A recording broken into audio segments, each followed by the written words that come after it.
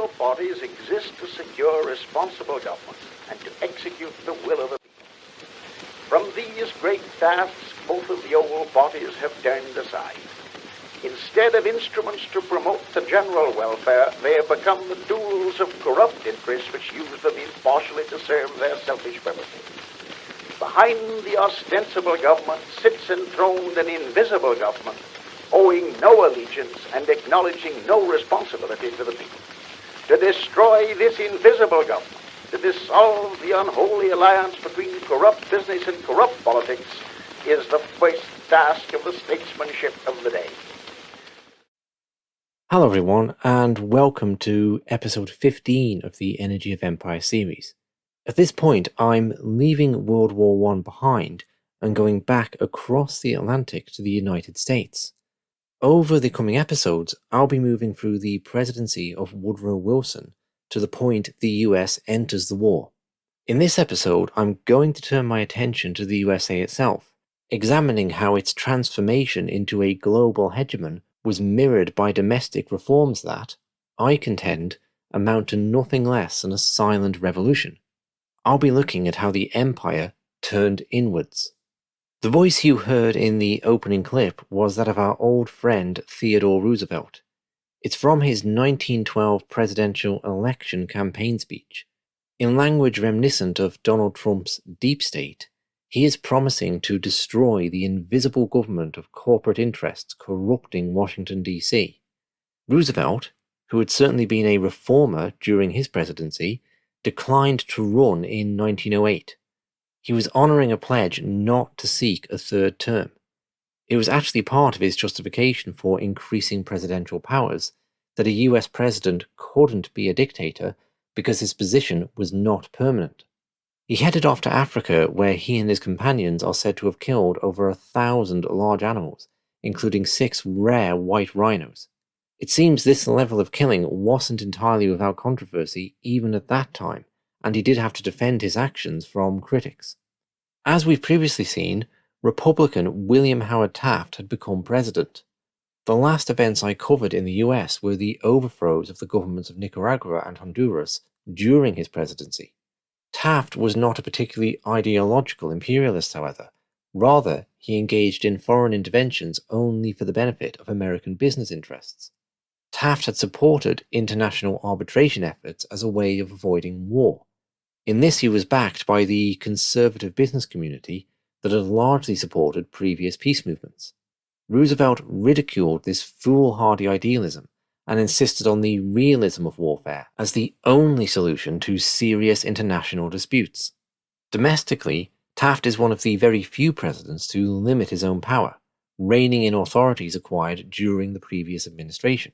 Roosevelt had hoped Taft would carry on his legacy of expanding government control over the economy.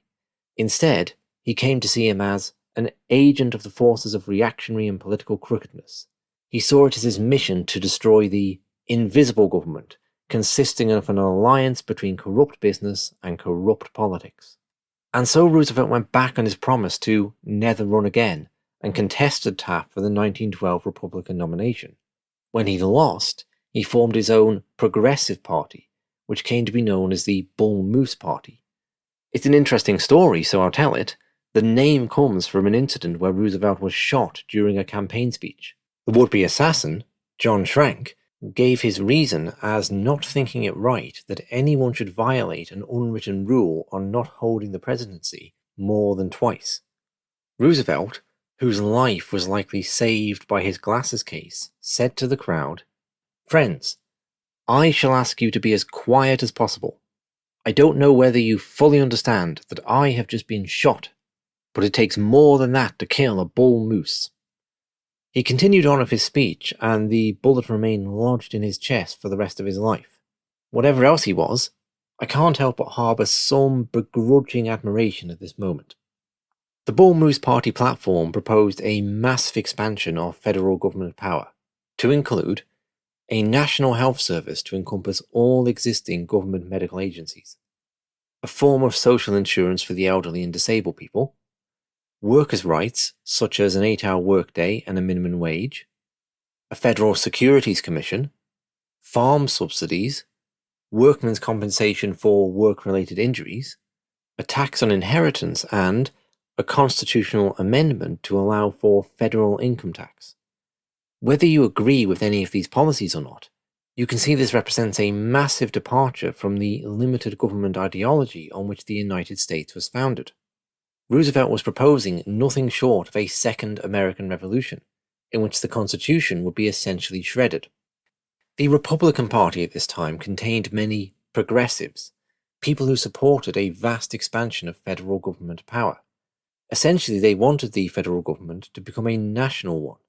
Roosevelt's Bull Moose Party therefore pulled a great many votes away from Taft, allowing the Democrat Woodrow Wilson to take the presidency.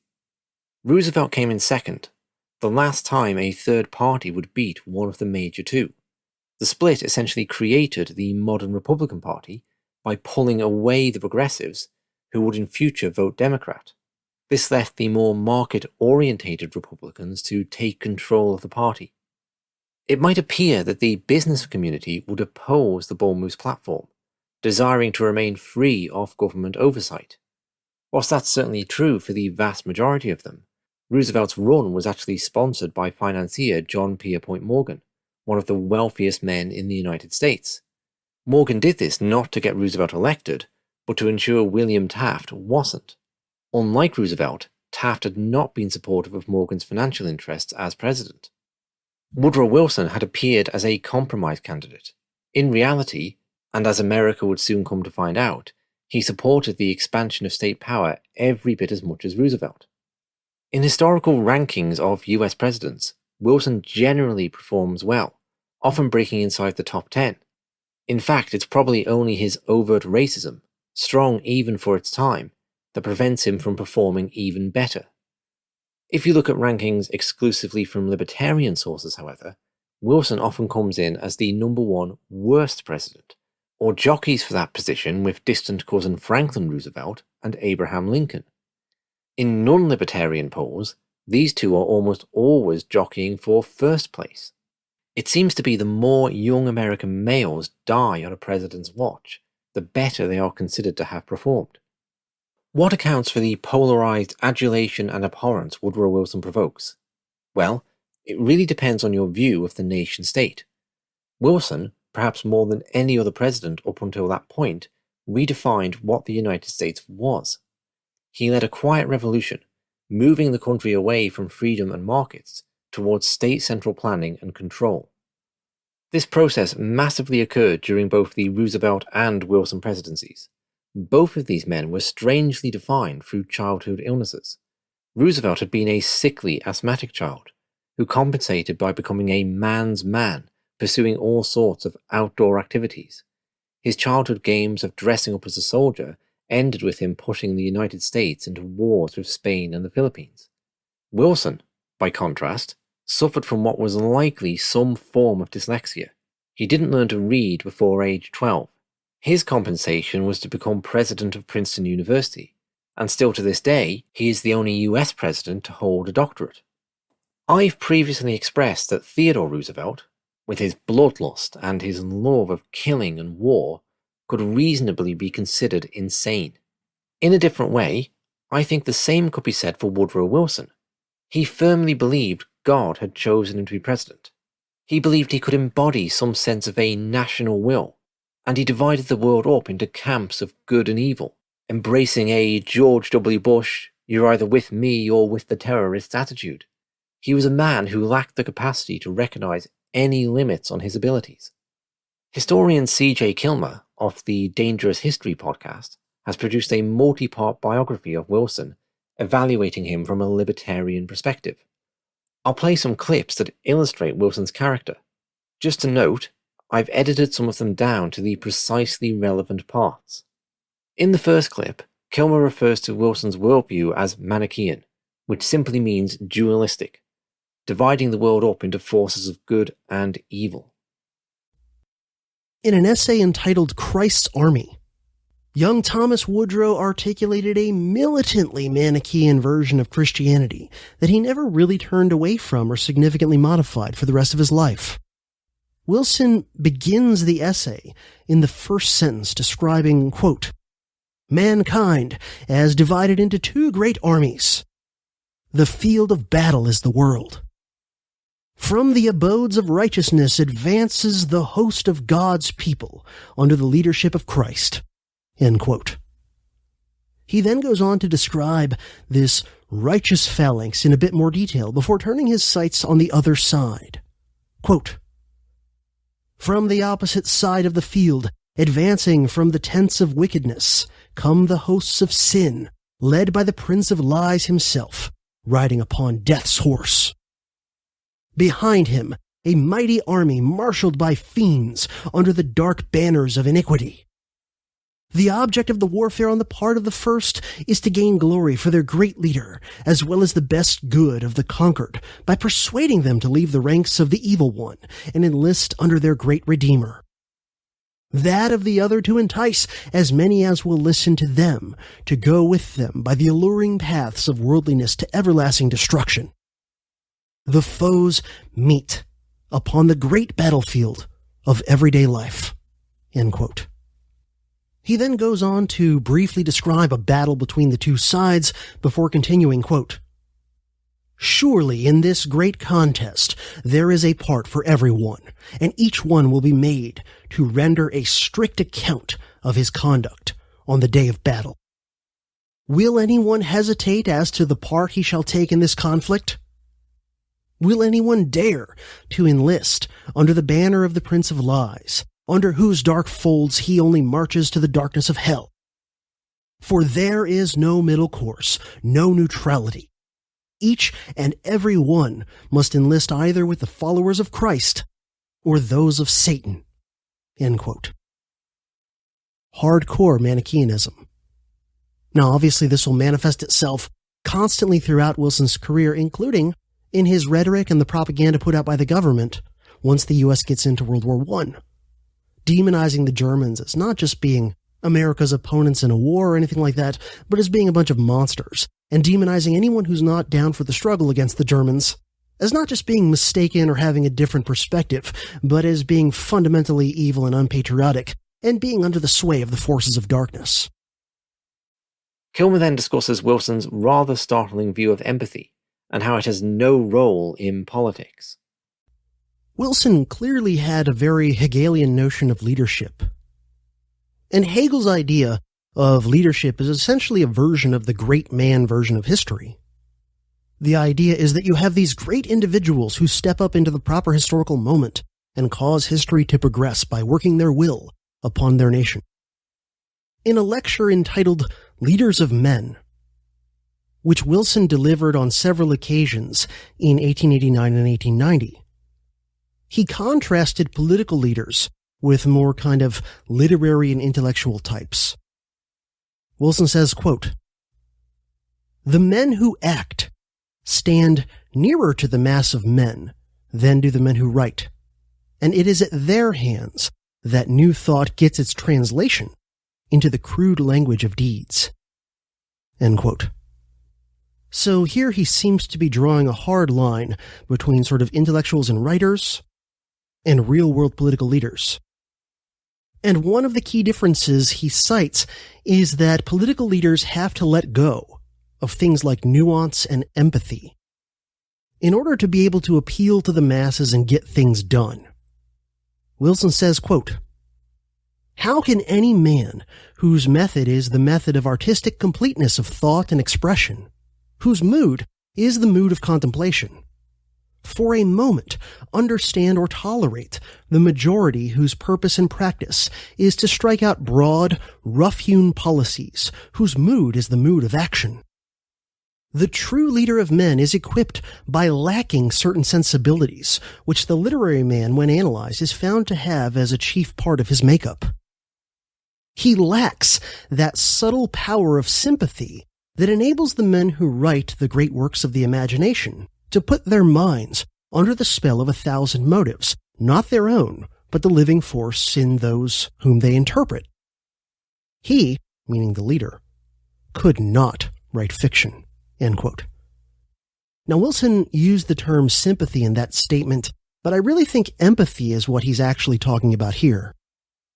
So Wilson is saying that empathy the ability to see multiple perspectives of issues and to kind of put yourself in other people's shoes, is a positive attribute for an author, especially of fiction. But that for a political leader, empathy is a liability. By the way, what's the term for a person who lacks empathy? Yeah, there is a term, right? Oh, let me see. Oh, yeah, psychopath. I find this remarkable.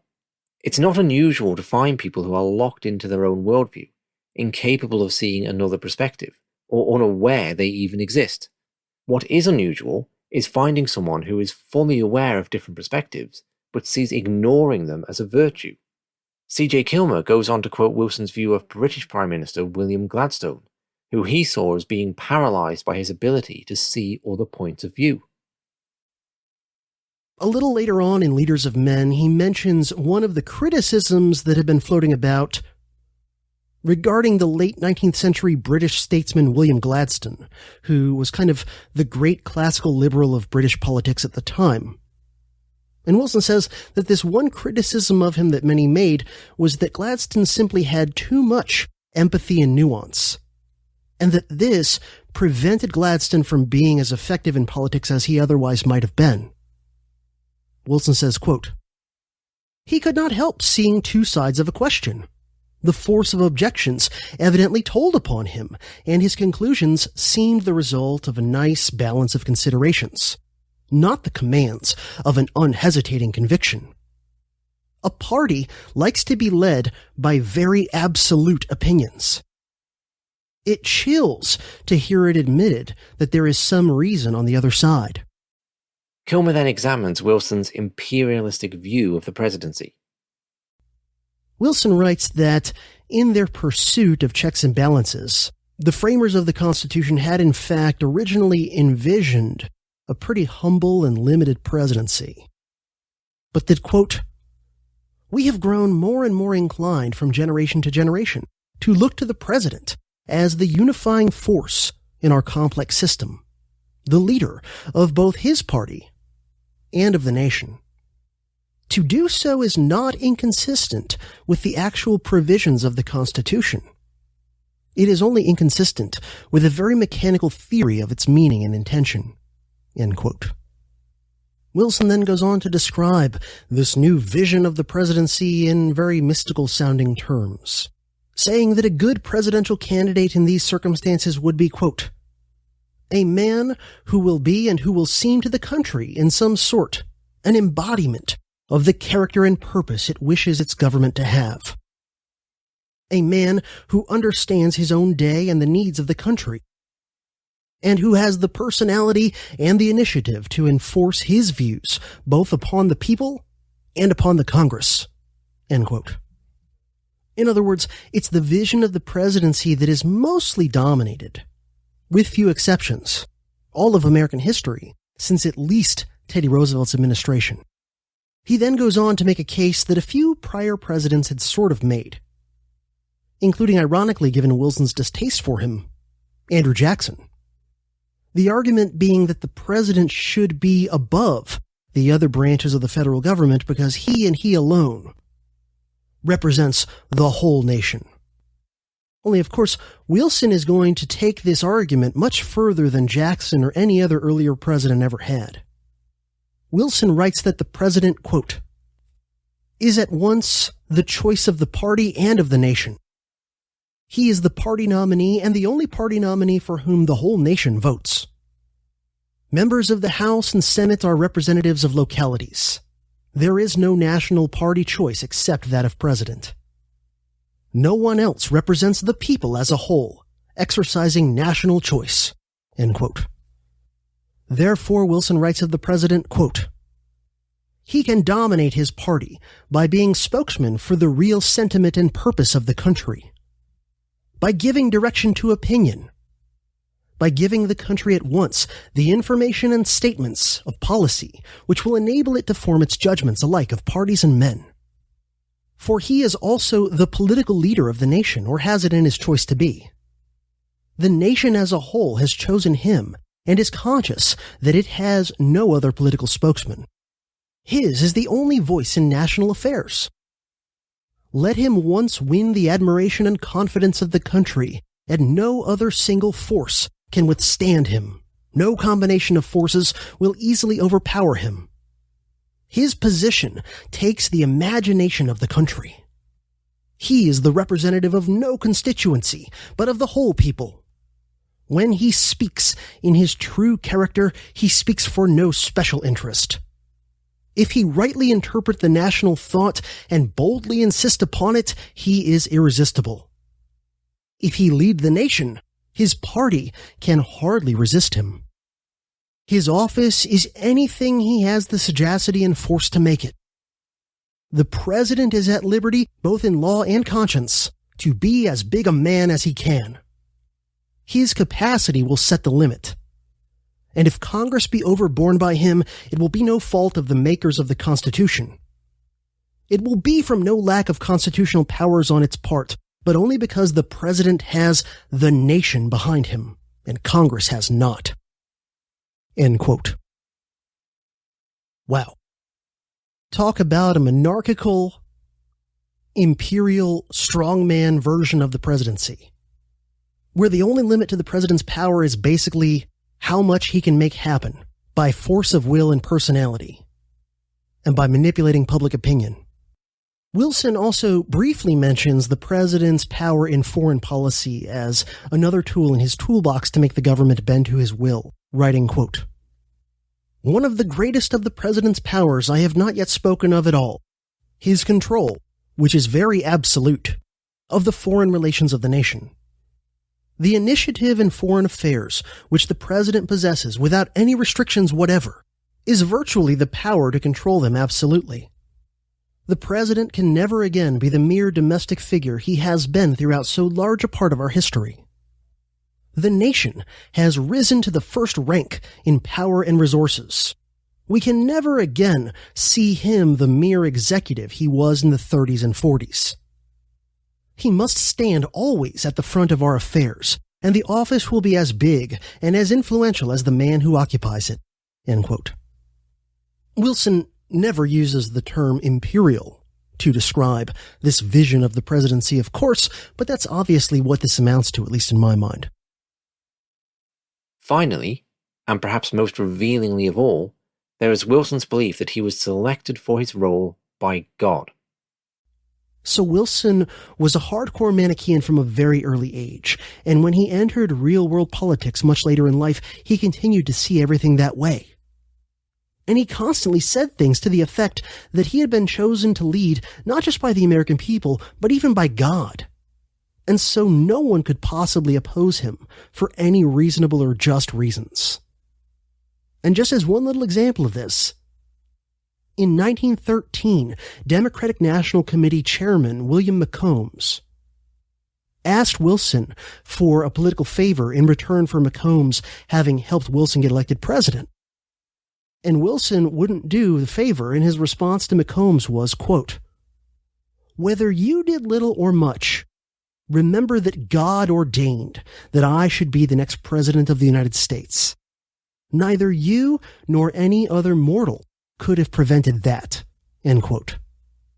So you might say Wilson was a Sith Lord who drank heavily from his own Kool-Aid and literally thought he was the instrument chosen by God to transform the U.S.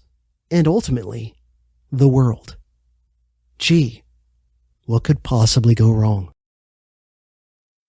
For the remainder of this episode, I'm going to examine some of the ways in which the federal government extended control over the states during what's known as the Progressive Era. In a sense, the individual states could also be considered as foreign territories, colonized by an imperial federal government as it transformed itself into a national one. This isn't to say state good, federal bad. State governments themselves could also act in ways that suppressed liberty. In a sense then, what we are really witnessing is colonization by an ideology. I propose that this amounts to a second American Revolution, similar in principle, if not pace, to the ones taking place in Italy and Germany around this time. Unlike the dramatic, sudden, and highly visible European revolutions, which advertised themselves as being a break with what had gone before, the American Revolution was slow, steady, and often invisible.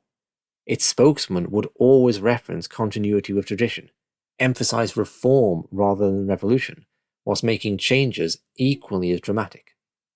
The USA was transformed from a collection of individual states, resting on the value of limited government liberty, into one big corporate imperial state. Bureaucracy could be said to be the third horn of that beast. Why would big business support this? Surely they are opposed to expansions of state regulation. To explain this, I'll draw on the writing of economist and historian Murray Rothbard. There are essentially three models which seek to explain why governments enact regulations. The first, and most obvious one, is the public interest theory, which argues that regulation is designed for and ultimately benefits the general public.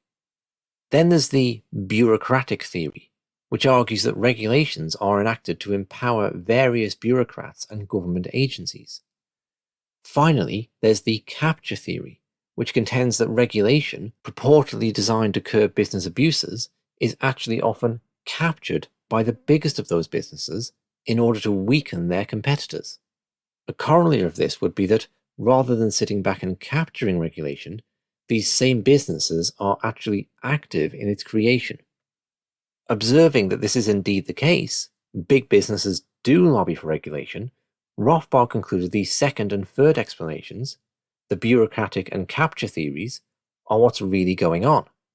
Public interest theory is merely propaganda, generated by these same businesses to sell regulation to the masses. The people buy into a marriage of corporation and state, believing it is for their benefit. Rothbard is essentially proposing that the political left is ultimately a right-wing plot. I'll run through some examples now of where imperialist and corporatist interests sought to take over society. Let's start by looking at compulsory schooling. I've touched upon the role of schooling as a weapon of empire, to control the minds of the next generation of a subjugated people. Schooling is used to break them away from their language and culture, and thereby erode their resistance to their new masters. We saw an example of this in the first country I looked at in this series, Hawaii. The annexation of Hawaii brought a process of Americanization in the local society. This process included the imposition of an educational system that marginalized the values of the local population. The local language was replaced by that of the settlers. In 1896, under the authority of the Republic of Hawaii, a law was passed that stated that all public school instruction must take place in English. So they didn't outright ban Hawaiian, but in effect they did, because they said to everyone, you must learn English, you must use English, and only English in your schools. And so parents became much more reluctant to use Hawaiian language in their homes. And certainly in the schools, many children were reprimanded for using Hawaiian language when they were expected to be using English. Is when the U.S. took over our education. There it went. They took our language, they took our land, they took our identity, and they nearly succeeded in taking our will to live. The original American imperial template for schooling as a means of social control was developed to subdue the Native Americans. The Native American boarding school era is a dark chapter of American history. The policy was known as assimilation. Everything native was to be stripped away. The thought was to kill the Indian and save the man. Their language was to be unspoken.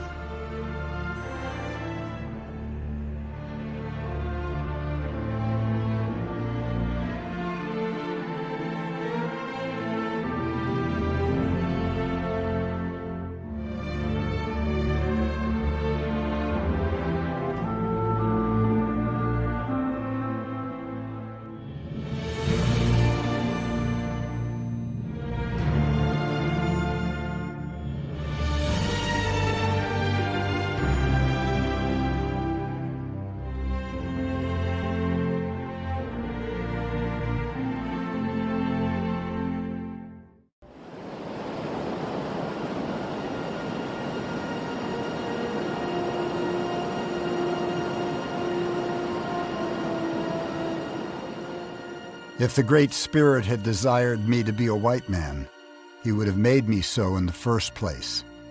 Sitting Bull. Stories are told of Native children doing everything they could to escape boarding schools.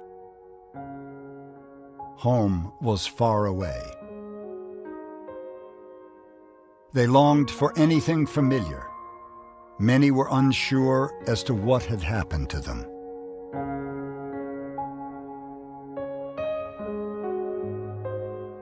They came from another world.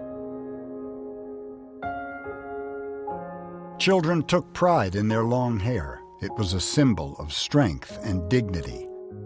Their hair was cut to Anglo standards. Native clothes changed to military-style uniforms.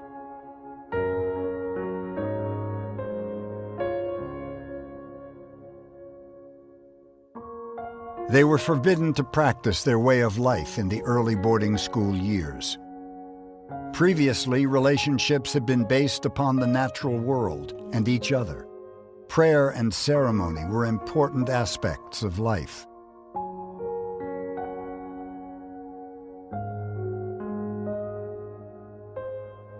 The early schools were run with military precision. It was more accurately should be called ethnic cleansing rather than assimilation, and it has had devastating effects on white people.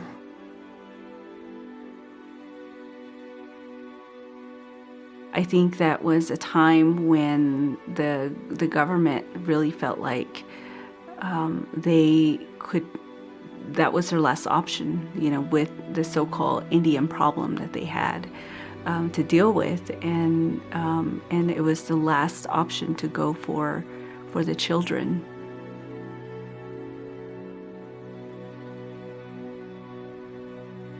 This photo from the Pine Ridge Sioux Reservation shows families camped near a boarding school in South Dakota.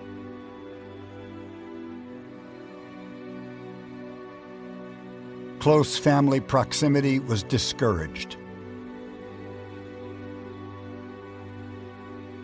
Assimilation affected the Utes in a very tragic way. It was so ineffective that it did not train us to become competent in the white world, and it took us away from our own culture, so much so that we weren't even competent as Indians anymore. It would be naive to think then that the same government that uses schooling to subdue foreign populations employs the exact same system to develop the domestic one to the fullest of its abilities. If it's a system of control in one geographical area, surely it's going to be a system of control in another. Indeed, that's what we find.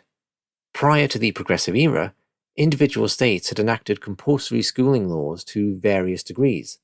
This is in spite of Thomas Jefferson's warning that it is better to tolerate the rare instance of parents refusing to let their child be educated than to shock the common feelings and ideas by the forcible transportation and education against their will. The state that led the way in ignoring Jefferson was Massachusetts, which had insisted on some level of oversight of education for more than 200 years and made school attendance compulsory from 1852. This was done to ensure conformity to the state's Puritan tradition was maintained. Both Roosevelt and Wilson advocated compulsory schooling as a method of eroding the diverse cultures of people within the United States. In 1893, Roosevelt stated in a speech, "In our public schools, the lesson should be conducted in no language but English, neither in German, French, Spanish, or any other, exactly as the children should be taught to speak United States and to think United States and to be United States." Wilson stated prior to taking office that, "Our problem is not merely to help the students adjust themselves to world life, but to make them as unlike their fathers as we can." Under the Constitution, the federal government had no role in education. This began to change in 1917, when Wilson signed the Smith-Hughes Act into law. This act provided $1 million to any state that agreed to improve its public schools by providing vocational educational programs.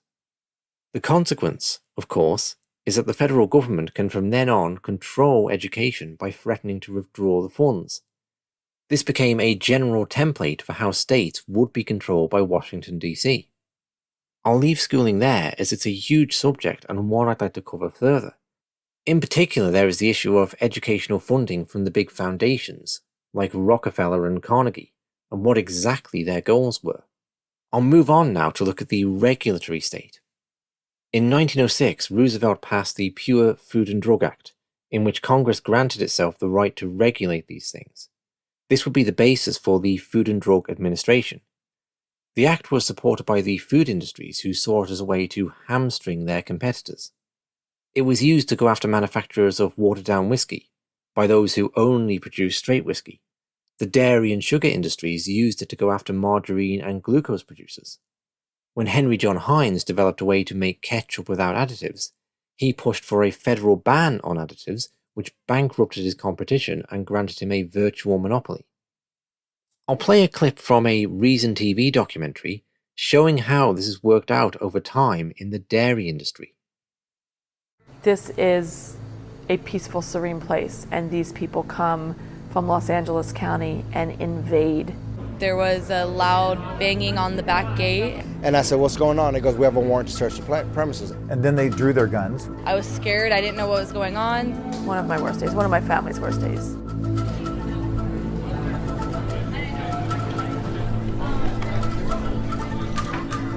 Had this armed raid uncovered a weapons stockpile, foiled a terrorist plot? No.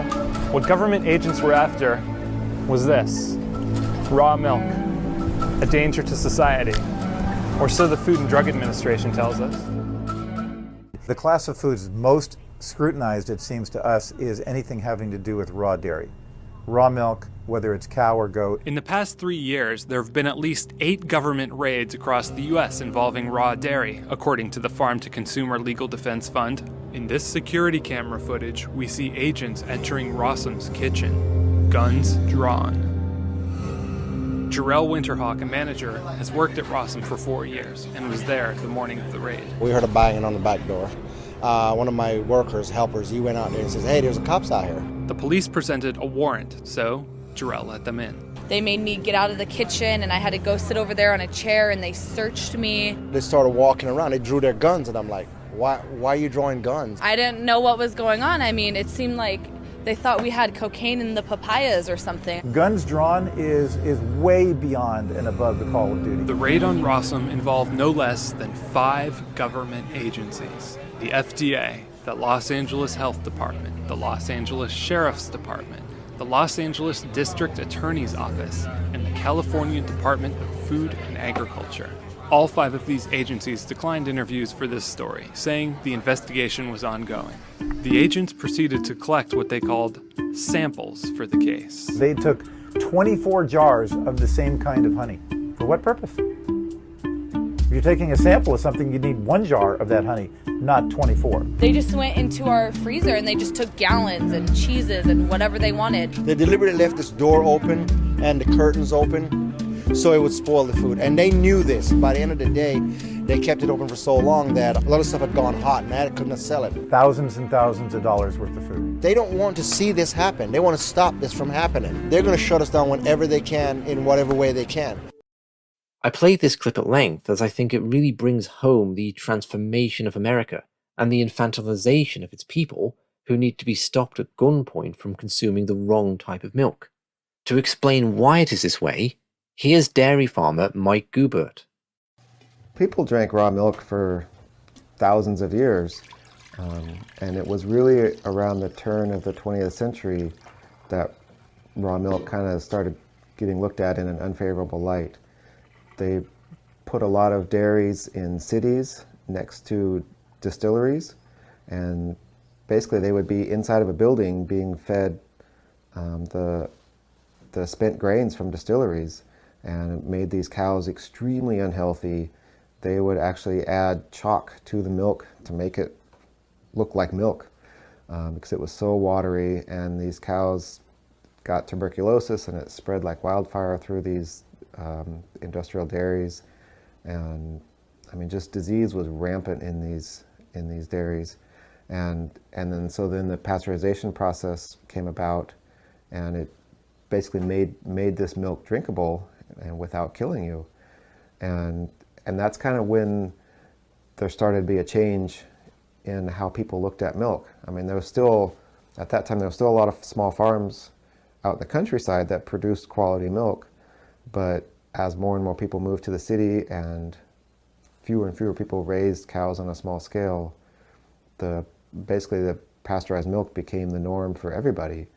And I think we're still left with that legacy that the state inspectors and federal inspectors still want to think that raw milk is unsafe when it actually can be produced extremely safe.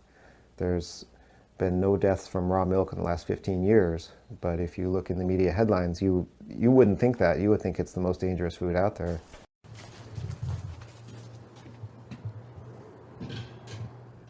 The reason we're in this position with raw milk being demonized, part of it is political, and part of it, but mostly it's money. There's a lot of money in the dairy industry, and the big dairy doesn't really want competition. So, I mean, and they have sway with the media and with state and federal governments. I mean, it's a large industry with a powerful lobby, and they kind of want to keep the status quo. There was a move last year to expand the raw milk exemption to 10 cows and 30 goats.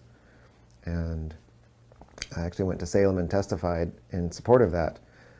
But there was the Dairy Board and the Farm Bureau brought out just all kinds of doctors and big dairymen to testify against it. And there was a lot of misinformation and fear, and basically it just died because it just hasn't gone far enough yet.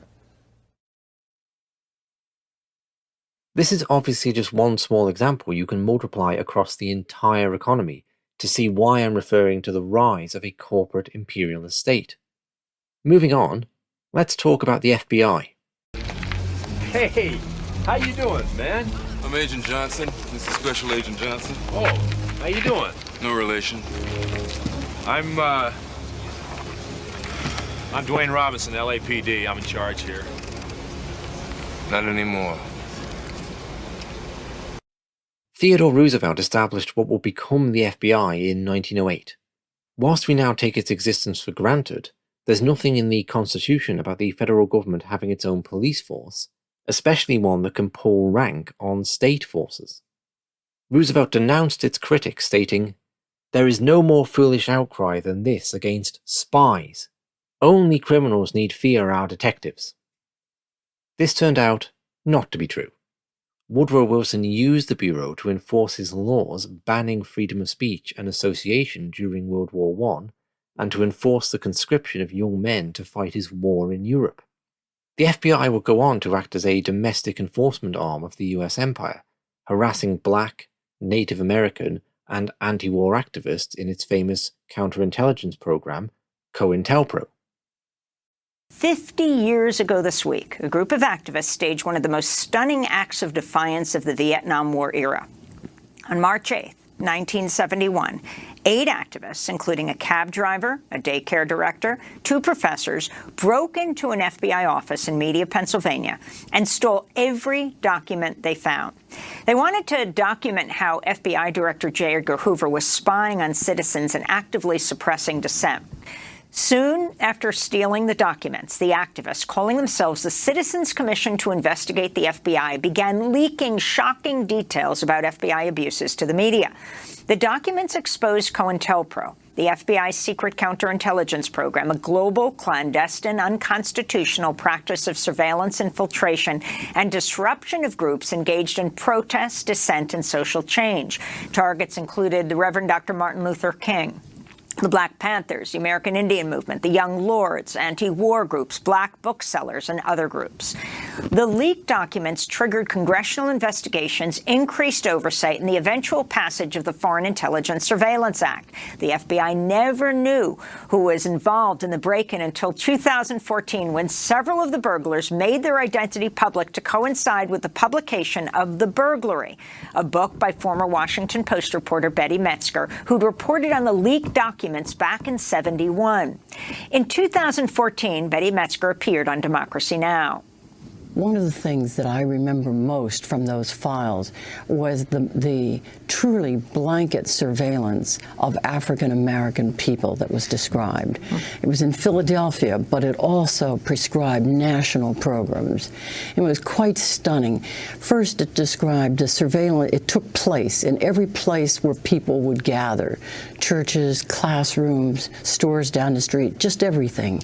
But it also specifically prescribed that every FBI agent was supposed to have an informer just for the purpose of coming back every 2 weeks and talking to them about what they had observed about Black Americans. And in Washington, D.C. at the time, that was 6 informers for every FBI agent informing on Black Americans. The surveillance was so enormous that it led various people, rather sedate people in editorial offices and in Congress, to compare it to the Stasi, the dreaded secret police of East Germany. Wilson also introduced a federal income tax, although this is something all 3 candidates in the 1912 election had supported. This again changes the nature of the United States, as the federal government now has a financial relationship directly with individuals, rather than the states they live in. The same could be said in policing terms about the FBI. This is what I mean about Washington, D.C. shifting from a federal to a national government. The tax was sold as something that would only affect the rich. The vast majority of people were paying nothing, and even those earning over $11 million a year, in today's money, only got stung for 7%. Needless to say, once the principle had been established, things didn't stay this way. The First World War provided an excuse for a dramatic hike, which certainly never returned to pre-war levels. Wilson is also responsible for the creation of the Federal Reserve, which is often heralded as the primary reason financiers like J.P. Morgan wanted him elected. The Fed is essentially a method of taxation through inflation that allows governments to fund its wars, whilst the banks benefit from membership in a cartel. This ensured that the market dominance of Wall Street finance was not threatened by the new banks emerging in Western states. I must confess my understanding of central banking is somewhat rudimentary, so I will link to some resources, including James Corbett's documentary on the Federal Reserve. I'll start to wrap up here.